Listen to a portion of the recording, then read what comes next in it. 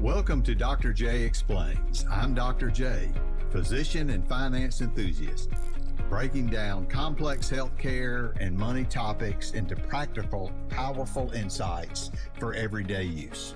Let's dive in.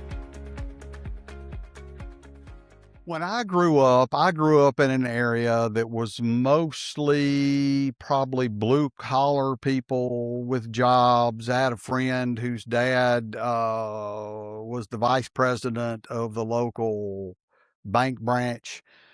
My dad was a college professor, but he didn't even finish graduate school until I graduated the sixth grade. So I didn't know a lot about things that were there. Of course, we knew about blue collar jobs. I knew about dentists, doctors, lawyers. I don't think I could really even tell you what an accountant did.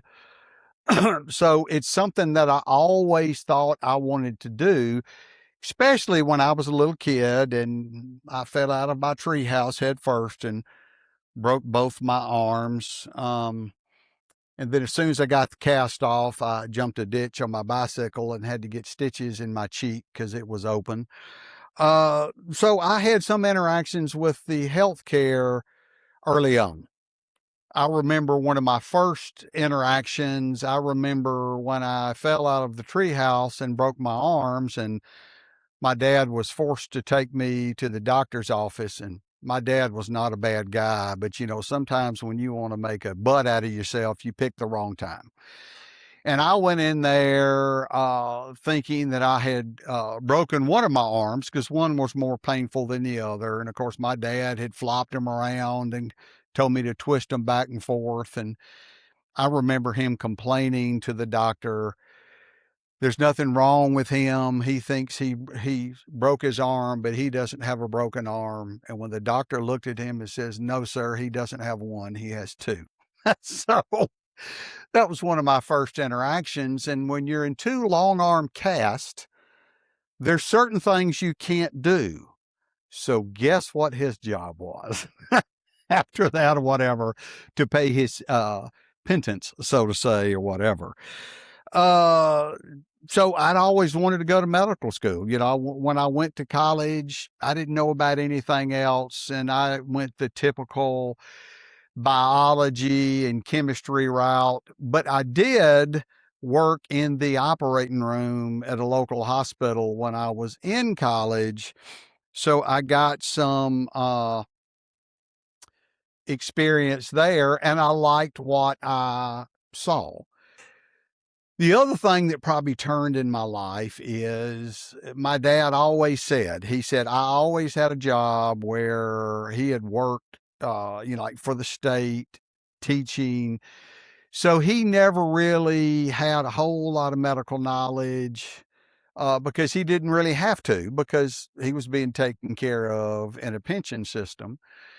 But I learned real quick that I didn't know anything about money or finances, nor was I taught anything along the way in medical school or in college. But when I was in medical school, we could take one undergraduate course, I think every semester, for no extra tuition. So a friend of mine and I took a personal finance course that went over, investing, savings, all the basics. And it really lit my eyes up to the fact that I didn't know anything and that I needed to learn things along the way, because from the time I was 18 years old, I was completely on my own financially. I had to, pay my way through college, pay my way through medical school. And of course, I did work in college. I did work my first 2 years of medical school, but I also borrowed a lot of money. And it's like, I cannot afford to pay this back. Number one, if I don't finish medical school. And number two, I cannot afford to make mistakes along the way. So this journey has taken me a long way.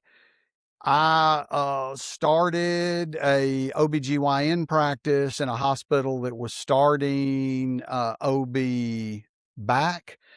grew it from myself to 9 providers, 9 physicians when I left.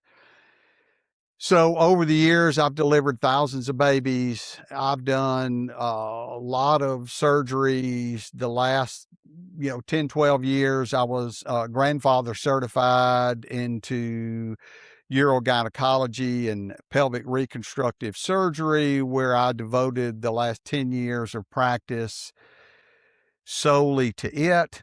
Along the way, I went back and got an MBA.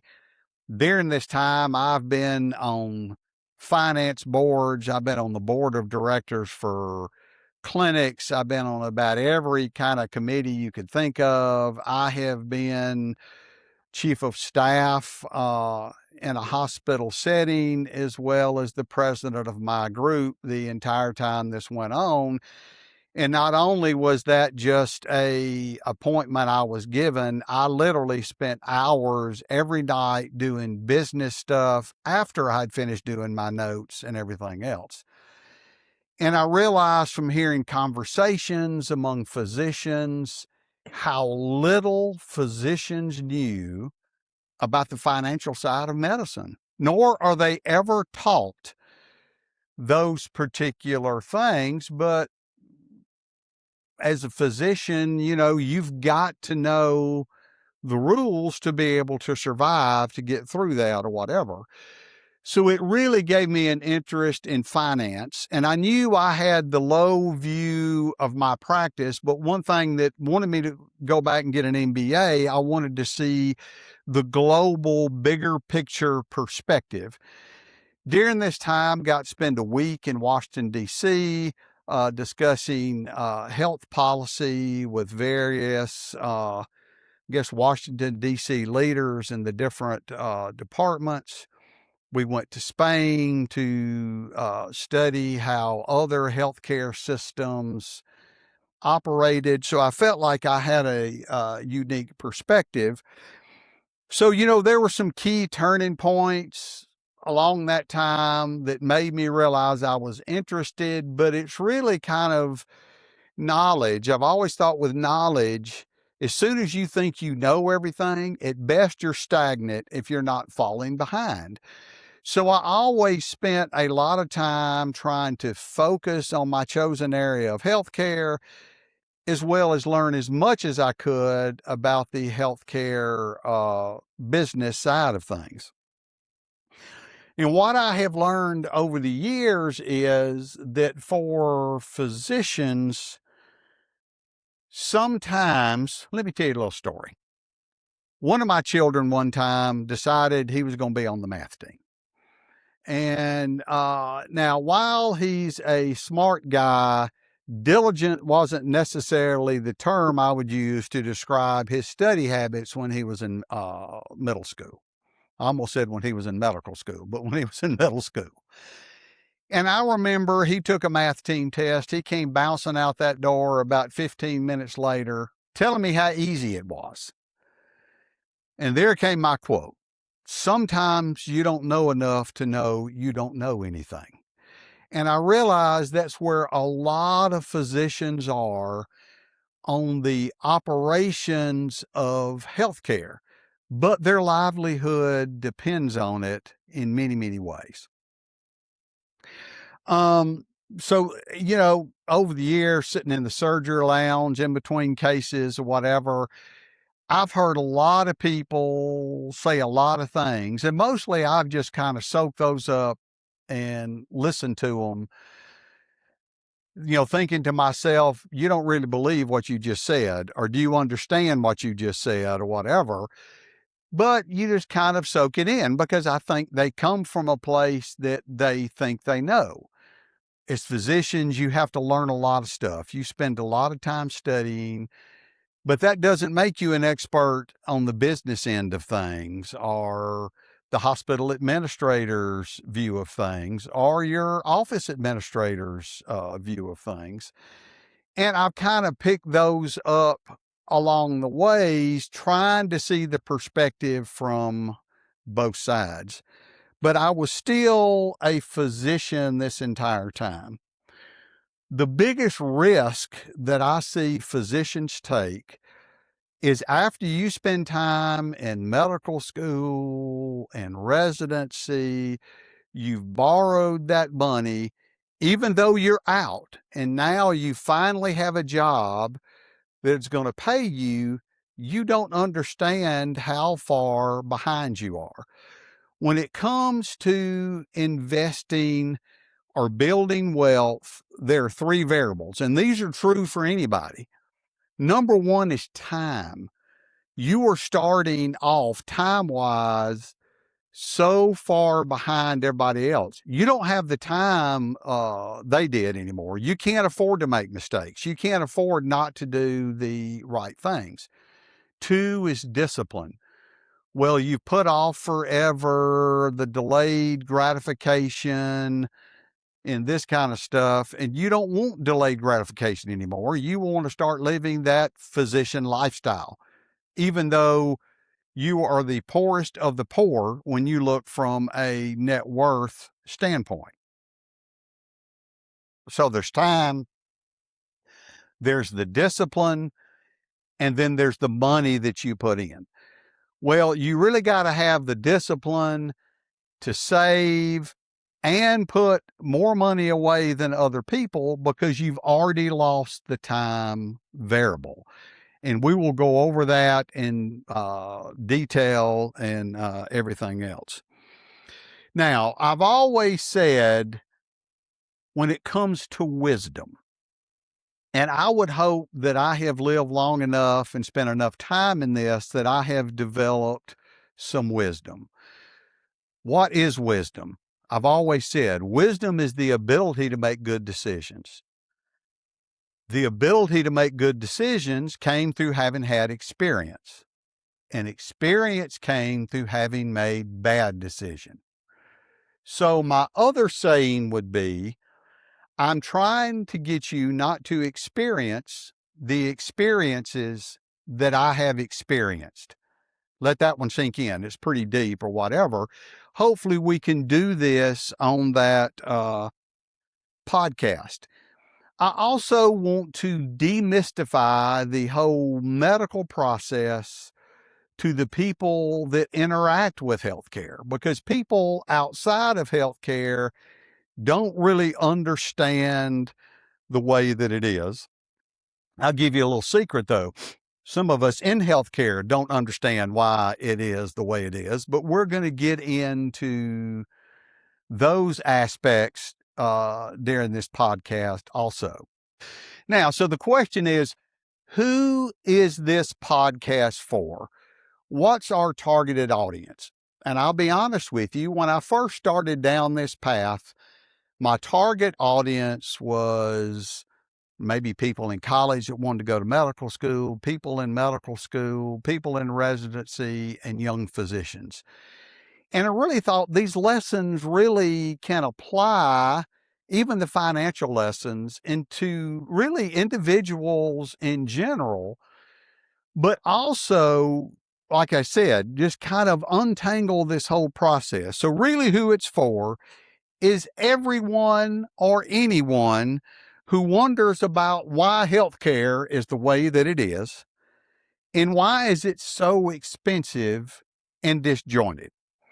Now, let's start with a story from both the patient's and the physician's perspective. I'm sure everybody has been in a physician's office at some point or whatever, so that really applies to all of us.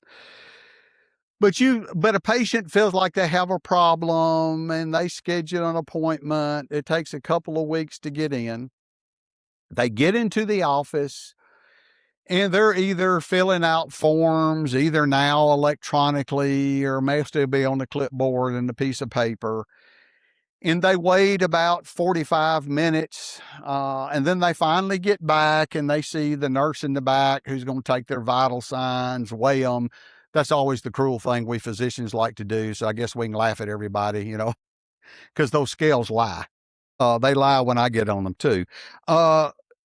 So finally, you get in the room, the physician comes in, he's got a computer in his hand and he's talking to you asking you what's going on, maybe listening to your heart and lungs, pushing on your belly, looking in your mouth, maybe looking in your ears. But he's also ferociously typing the entire time that he's in there. And then at about 12 minutes, the physician walks out the door. Right before they walk out the door, they tell you they're going to order some lab work, they're going to order a test, and they've sent in a prescription to the pharmacy. They leave, somebody else comes in and gets you. They take you to the lab, they draw your blood, and you're free to go. You get out to the waiting room and you're kind of confused. You're going, I don't know what just happened or what's going on. And on the way out, they told you to come back in a week to go over the results. And you think, oh, great, another 45 minutes in the operating room, another 45 minutes in the waiting room, another get in the office, another 12 minutes, and then to come in, type ferociously on the computer board and go back out of the room, rinse and repeat. And you're going, did this really serve me? Did this really help me? And the answer is yes. It may have been a little bit depersonalized way or whatever, but it probably benefited. Now, on the other end, what does it look like? There's the other side that is probably just as frustrated as you are. What if I told you physicians aren't paid to take care of patients, they're paid to play a game. They have given up at least a decade of their life, racking up loads of debt that you could buy a big house with. Imagine a highly trained athlete who has spent decades training, working out their muscles, their cardiovascular endurance, and they finally get put into the game. But when they're put into the game, they don't even know what game they're playing. They get out there, they don't understand the game, they don't understand the rules of the game. The only thing they know is they get a penalty when they do something wrong. The non-medical umpire walks off from the sidelines onto the field. When they give you a penalty, they told you your prior authorization didn't go through. In other words, it's your fault, you didn't do it right. And it's like, well, I didn't know how I was supposed to do it. So you get tired, you get run down, you just want this day to end, because it's like, I don't even know what I signed up for. I don't even know what's going on. You look up at the scoreboard to see how much time is left, and to your horror, the scoreboard is not based on the lives you impacted or the lives you saved. They're in RVUs.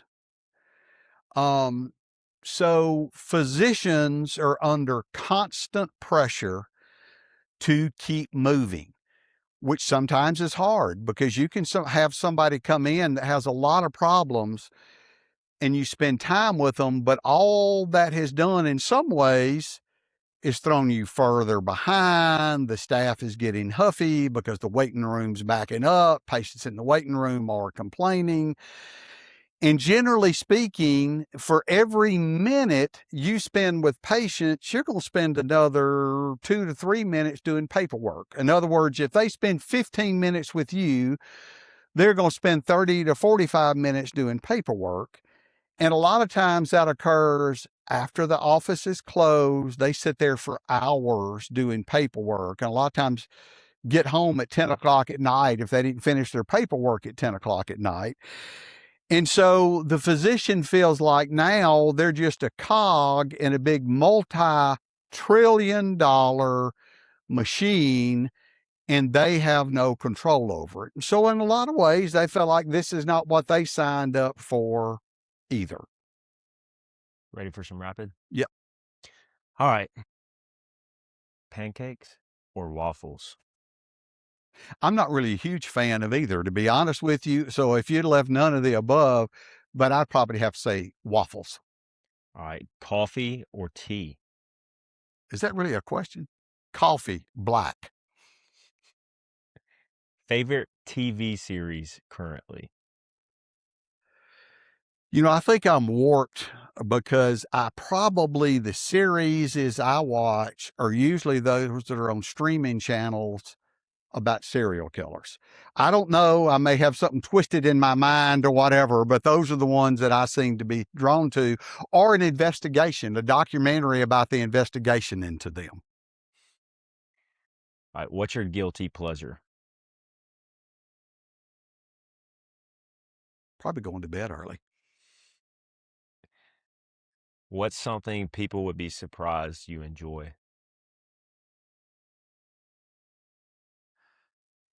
Most people, but you'll find out on this podcast that I am a nerd about numbers and I love Excel spreadsheets. Uh, you know, I like those. It's what, huh? F1. Well, I am an F1 fan. I do like watching F1 races. I don't know this year with those engine changes or whatever. It's kind of growing on me, but it took a little bit to get used to. What's the best investment you've ever made besides money? What do I think is most valuable besides money? What's the best investment Or would that mean like something I put money in, but it you've ever wasn't made money? besides money? I'd probably say family. That's probably the best investment. And as we get older, we realize how important that is. Biggest splurge you don't regret?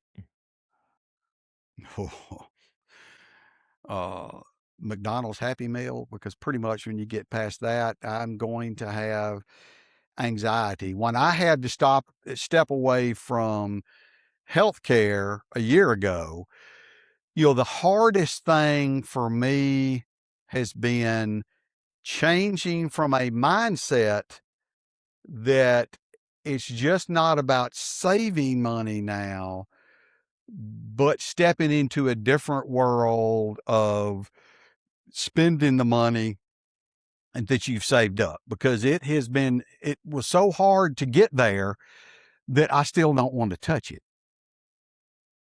Fair. What's your favorite way to spend a Sunday?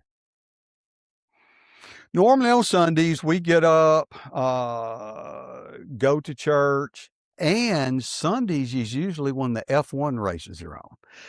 So luckily enough, since they happen all over the world, they may happen during church, but as long as I don't look at my iPhone or whatever, I can go back and still watch the race. But I've also been known to get up at 4 o'clock in the morning and watch one that came on at 4:30. And last, who's your favorite musician? Oh, I appreciate all the oldies, especially the people that are still around. So I don't know. I probably more listen to country music now than I do anything. But the best concert I ever went to was when Billy Joel and Elton John were touring together. That was probably the best concert. And of course, they're not country people or whatever, but it was absolutely fantastic.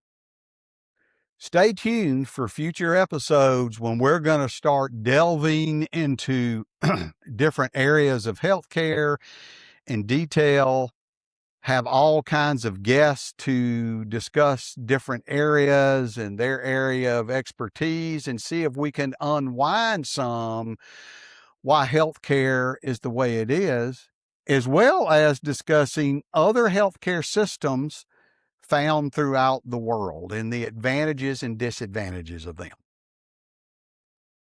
Cool. I like it. You lie.